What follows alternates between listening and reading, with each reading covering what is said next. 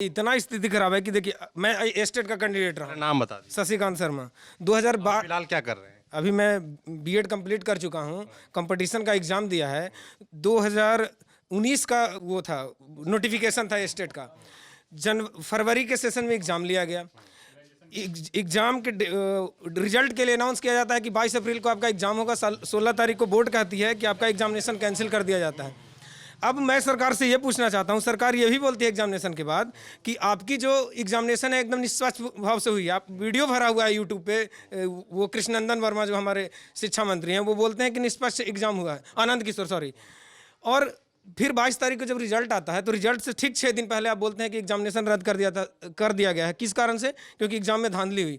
मैं सरकार से और उन आला अधिकारियों से पूछना चाहता हूं कि जो इस एग्जामिनेशन में जो ऊपर से नीचे तक कहीं ना कहीं तो अफसर लोगों का तो बना हुआ होगा ना कि ये इस एग्जाम को कंडक्ट करवाएंगे, किन्हीं पर कोई कार्रवाई हुई क्या? सिर्फ एग्जाम को रद्द कर दिया गया। स्टूडेंट का 1 साल बर्बाद हुआ। इस 1 साल में मेरा एज गया, ये एज जाने के साथ साथ परेशानी बढ़ी और फिर से अब एग्जाम ले रहे हैं। इसी एग्जामिनेशन में भी एग्जामिनेशन शुरू होता है, एग्जामिनेशन के बाद केस कर दिया जाता है। और ये केस करने वाले कोई स्टूडेंट का कोई यूनियन नहीं होता है, सरकार के ही दलाल होते हैं जो जाकर के केस करते हैं और ऊपर से कहते हैं कि एग्जामिनेशन में ये हुआ, वो काम खत्म हो गई।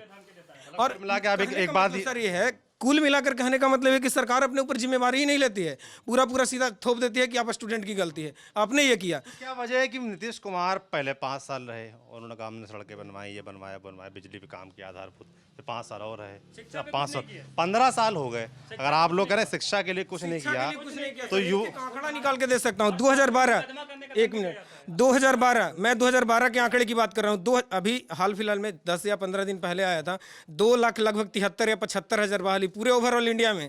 बिहार में टीचर की वैकेंसी खाली है, जिसमें 2012 में एक नोटिफिकेशन केंद्र बिहार सरकार लेती है और 2020 में छठा चरण तक पूरा उसका बहाली नहीं होता है।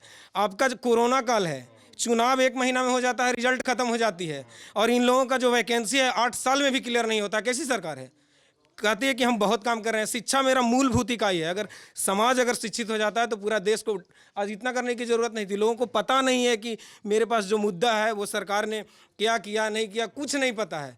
क्यों? क्योंकि लोगों के पास शिक्षा नहीं है जिस लेवल की होनी चाहिए। टीचर की वैकेंसी की बात करते हैं, 2017 में एस्टेट का एग्ज़ाम लिया जाता है लगभग 5 साल बाद, 2012 के बाद।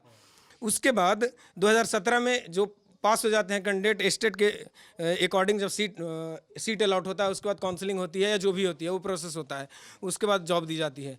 अभी तक 2020 आ गया।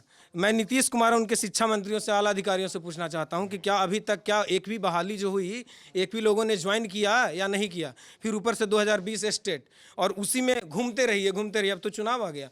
चुनाव से पहले इन्होंने 32,000 लगभग 32,000 सीटें, लाखों नहीं 32,000, 37,000 तो पेंडिंग में चला हुआ है सर।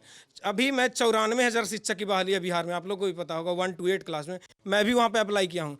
अब मैं उन अधिकारियों से पूछना चाहता हूँ, क्या उनको पता नहीं है कि बिहार में अगर 1 लाख स्टूडेंट हैं और 1 लाख लोगों में 20,000 लोगों ने या 40,000 50,000 लोगों ने अगर एस्टेट या सीटेट क्वालिफाई किया, एक बच्चों को आप मौका देते हैं कि 75 जगह अप्लाई करें? क्या एक काउंसलिंग की एक अच्छी व्यवस्था नहीं होनी चाहिए कि मेरिट के अनुसार मेरिट निकाल करके उनको जगह जगह जॉब करवा दिया जाए? तो आप सीट देते हैं लोगों को, एक पंचायत में 2 सीट देते हैं, 4 सीट देते हैं और फिर कहते हैं कि मैंने तो 94,000 बहाली करवाई।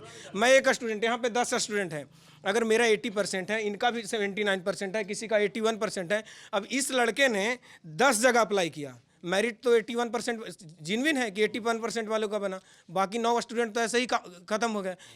आपने आंकड़ा दिखाया कि बिल्कुल, मैंने सर लगभग 60 से 70 जगह अप्लाई किया है। सपोज मैं मानता हूं कि 60 से 70, बाकी तो खत्म हो गया। आपने कहा अच्छा, इसमें गफलत क्या होगा? अब पहला मेरिट लिस्ट बना, मान के चलिए मेरे फर्स्ट मेरिट लिस्ट में 10 जगह में आया, मैं तो ज्वाइन एक ही जगह करूंगा, बाकी नीचे पैसे का खेल शुरू हो गया। तो सिंपल सी बात है, कोई अनपढ़ आदमी भी इस चीज़ को अच्छे तरीके से समझता है कि अगर 9 सीट खाली गया तो सेकंड मेरिट लिस्ट में पैसे का बोलबाला है, अदर मेरिट लिस्ट का क्या होगा वो सबको पता है। तो आखिर शिक्षा व्यवस्था में आप बात करते हैं कि बिहार में मैंने ये कहा, ये किया, वो क्या किया? शिक्षा व्यवस्था के मामले में तो फिर तो वही जीरो हो गई सर, फिर तो वहीं पर पहुँच गए हम। तो कहाँ से आप लोगों को अच्छी शिक्षा प्रोवाइड करवा रहे हैं?